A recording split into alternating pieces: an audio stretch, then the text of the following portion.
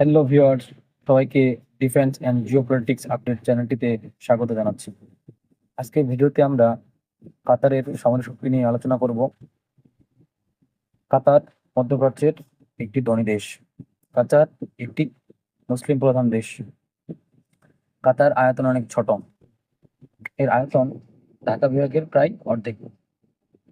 কাতারের প্রত্যেকটি মানুষের যে মাথাপিছু আয় সেটা হচ্ছে $70,000 অর্থাৎ কাতারের যে অর্থনৈতিক অবস্থা সেটা অনেক ভালো। সেজন্য কাতার তার সামরিক বাহিনীকেও সেভাবে সাজিয়েছে। তবে চলুন শুরু করা যাক। প্রথমেই দেখতেছি তাদের টোটাল সামরিক বাহিনীর সদস্য সংখ্যা কত। শুরু হচ্ছে 87,050 জন। একটি সৈন্য আছে 66,550 জন। রিজার্ভ সেনা হচ্ছে 15,000। প্যারামিলিটারি হচ্ছে 5,500। বিমান বাহিনীর সেনা আছে 2,000। সেনাবাহিনীতে সেনা সদস্য 42,500। নৌবাহিনী বা নেভিতে আছে 4,500। তার বিমান বাহিনীর অবস্থা দেখে আসা যাক। তার বিমান বাহিনীতে টোটাল বিমান আছে 251টি। ফাইটার আছে, তার যুদ্ধ বিমান আছে 102টি।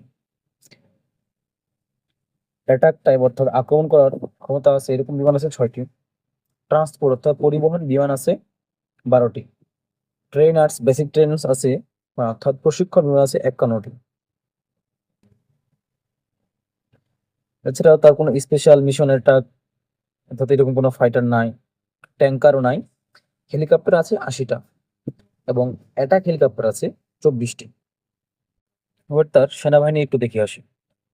তার সেনাবাহিনীতে ট্যাঙ্ক আছে 99টি। ভেহিকেল বা যানবাহন আছে 5,024টি। সেলফ প্রোপেল আর্টিলারি আছে 46টি। টাওয়ার্ড আর্টিলারি আছে 12টি। মাল্টিপল রকেট লঞ্চার সিস্টেম আছে 16টি। এখন কাতারের নৌবাহিনীর অবস্থা দেখে আসি। তার নৌবাহিনীতে টোটাল যুদ্ধ তাদের সংখ্যা হচ্ছে 115টি। যার মধ্যে এখানে কোনো aircraft carrier, helicopter carrier, destroyer, frigate কিছুই নেই কাতারের। শুধুমাত্র তার শক্তিশালী করভেট আছে 4টি। এছাড়া তার সাবমেরিনও নেই। পেট্রোল ভেসেল আছে 105টি। উপরোক্ত বিবরণী হচ্ছিল কাতারের সামরিক বাহিনীর অবস্থা। এ থেকে আমরা দেখতে পেলাম যে কাতারের তার যে সামরিক বাহিনী সেটা কিন্তু মোটেও খুব শক্তিশালী নয়। গ্লোবাল ফায়ার পাওয়ার র্যাঙ্কিং অনুযায়ী কাতার বিশ্বের 72তম শক্তিশালী দেশ। তবে কাতার তার সামরিক বাহিনীকে আরো শক্তিশালী করার জন্য বিভিন্ন পদক্ষেপ নিয়েছে। সামনে আমরা এটা নিয়ে আরো বিস্তারিত আলোচনা করব। আজকে শুধুমাত্র আমরা তার অবস্থাটা দেখলাম।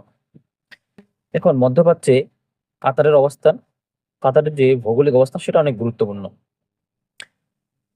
কাতার মুসলিম প্রধান দেশ। তারপরে হচ্ছে কাতার আবার যে বিভিন্ন যে দ্বিপাক্ষিক, কাতার দেশটি তেল, গ্যাস, খনিজ সম্পদে পরিপূর্ণ। তার এই খনিজ সম্পদগুলোকে নিরাপত্তার জন্য তার সামরিক বাহিনীকে শক্তিশালী করার কোনো বিকল্প নেই। কাতারের নিরাপত্তায় কাতারে তুরস্কের একটি সামরিক ঘাঁটি রয়েছে এবং কাতারের কাছে F-16 মার্কিন যুক্তরাষ্ট্রের F-16 ফাইটার রয়েছে।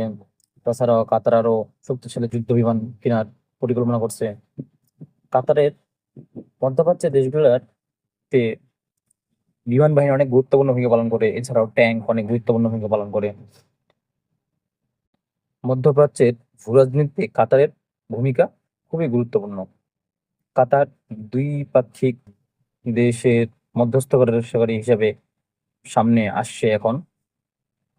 তো ভিউয়ার্স, আজকে এই পর্যন্তই। সামনে আমরা আরো বিস্তারিত নিয়ে আলোচনা করব। ধন্যবাদ সবাইকে।